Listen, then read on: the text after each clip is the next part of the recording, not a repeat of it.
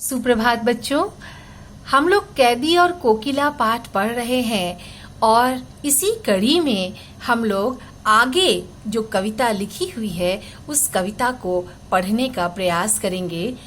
कवि कहते हैं कि उसी के आगे संदेशा किसका है, कोकिल बोलो तो।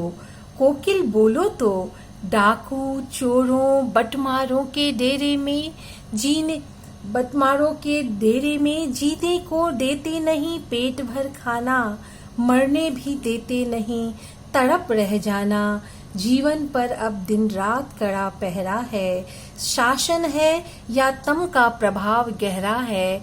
हिम कर निराश कर चला रात भी काली, इस समय कालिमा मई जगी क्यों आली।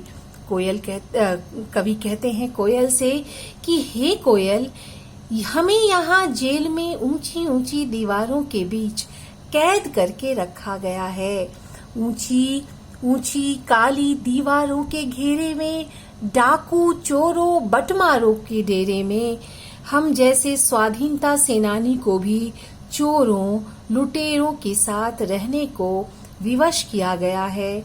यहाँ खाने अब यहाँ जीने को देते नहीं पेट भर खाना। कवि कहते हैं कि जीने नहीं देते, यहाँ पर पेट भर खाना भी नहीं मिलता। अंग्रेज इतना अत्याचार कर रहे हैं स्वतंत्रता सेनानियों पर, उसी का वर्णन कवि कर रहे हैं और कह रहे हैं कि अमानवीय परिस्थितियों में रहते हुए हमें नारकीय नर्क का जीवन बिताना पड़ रहा है। मरने को देते नहीं तड़प रह जाना, जीवन पर अब दिन रात कड़ा पहरा है। जिन्हें जेल के कर्मचारी हमें मरने भी नहीं देते, ऐसे में हम तड़प कर रह जाते हैं। शासन है या तम का प्रभाव गहरा है। कवि कहते हैं कि ये कर्मचारी हम पर कड़ा पहरा रखते हैं, इसे शासन कहें या घोर अन्याय। ये तम माने अंधकार का प्रभाव गहरा है, तम मतलब अंधकार। हिमकर निराश कर चला रात भी काली, हिमकर माने चंद्रमा भी, चारों तरफ अंधकार, चारों ओर अंधकार के इस समय में चंद्रमा भी हमें निराश करके चला है। कहीं से भी आशा की किरण नहीं दिखाई दे रही। इस समय कालिमा मई जगी क्यों आली। अरे आली, तुम इस समय क्यों जगी हो? क्यों इस समय तुम जग करके क्या संदेश देना चाहती हो? हे सखी, इस कालिमा पूर्ण वातावरण में तुम हमें क्यों जगा रही हो? क्या तुम ऐसे में किसी का संदेशा लाई हो? और कवि बार बार कोयल से कहता है कि तुम इस मध्य रात्रि में क्यों बोल पड़ी हो, क्यों चीख पड़ी हो, क्या कहना चाहती हो? क्या तुम कोई संदेशा लेकर के आई हो? क्या कहना चाहती हो तुम? कवि कहते हैं कि क्यों हुक पड़ी वेदना बोझ वाली सी, कोकिल बोलो तो।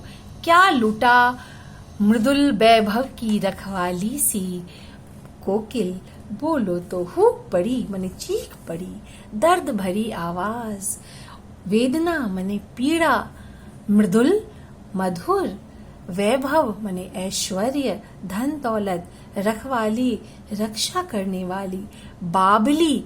अब यहाँ पर हम यह पढ़ेंगे इसको कि कवि कहते हैं कि क्यों हुक पड़ी।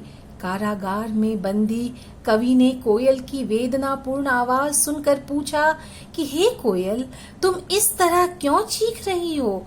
तुम्हारा क्या लुट गया है? तुम्हारे कंठ की मधुर आवाज सुनकर यही लगता है कि ईश्वर ने तुम्हें ही मधुर वैभव की रखवाली का दायित्व दे सौंपा है। अर्थात क्यों हुक पड़ी हो? क्यों? कवि कहता है कि कारागार में बंदी कवि ने कोयल की वेदनापूर्ण आवाज, उसे लग रहा है कि बीच रात में अगर कोयल बोल पड़ी है, इसका मतलब कि कोई न कोई दर्द उसे है, और इसीलिए तो कवि कहता है उसे, हे कोयल, तुम इस तरह क्यों चीख रही हो? तुम्हारा क्या लुट गया? तुम्हारे कंठ की मधुर आवाज सुनकर तो यही लगता है कि ईश्वर ने तुम्हें ही मधुर वैभव की रखवाली का दायित्व सौंप रखा है। तो क्यों चीख पड़ी हो तुम? क्या हुई बावली अर्धरात्रि को चीखी, कोकिल बोलो तो। किस दावानल की ज्वालाएं हैं दिखी। और कवि कहता है दावानल माने जंगल में लगने वाली आग, अपने आप आग लग जाती है जंगल में। आपने सुना होगा कई जगह आजकल कैलिफोर्निया में लगी हुई है आग, तो जो जंगल में गर्मी के कारण अपने आप आग लग जाती है।